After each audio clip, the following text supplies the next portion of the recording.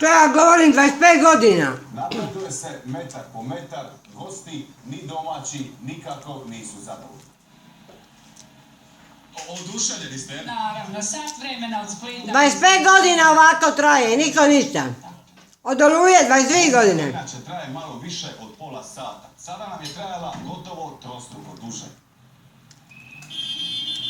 Hvala što ste otkrili Ameriku. Gradonačelnik nije nam bio dostupan jer je na dopustu. Međutim, tu je gospodin Kovačić koji se godinama bavi ovom problematikom. Bili ste gradonačelnik, znate cijelu problematiku, sve u detalj. Što kažu? Neću komentirati ništa jer ja sam svoj koment dala na blogu 8 godina. Svaki put pred izbore vam je isto. O čemu pričate? Međutim, nažalost, niti trasu ne znaju kuda će ići na Cetine.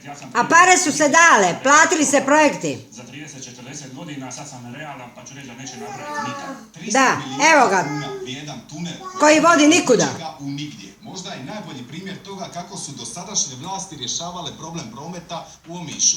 Ja kad bi bio gradonačelnik, ja bi pozvao narod na bojkot da blokira grad i gotovo. Mi smo mislili to napravi u Bajnice i šta ćemo onda dobiti? Stradat će ljudi. Jedan od najljepših dijelova Hrvatske, ako ne i svijeta. I zaista je zaslužio tu jednu cestu koja bi mu život značila. Jao. O čemu ja pišem 8 godina? Državni zavod za statistiku objavio je kako je u prvih 6 mjeseci... Blago se tom Državnom zavodu za statistiku.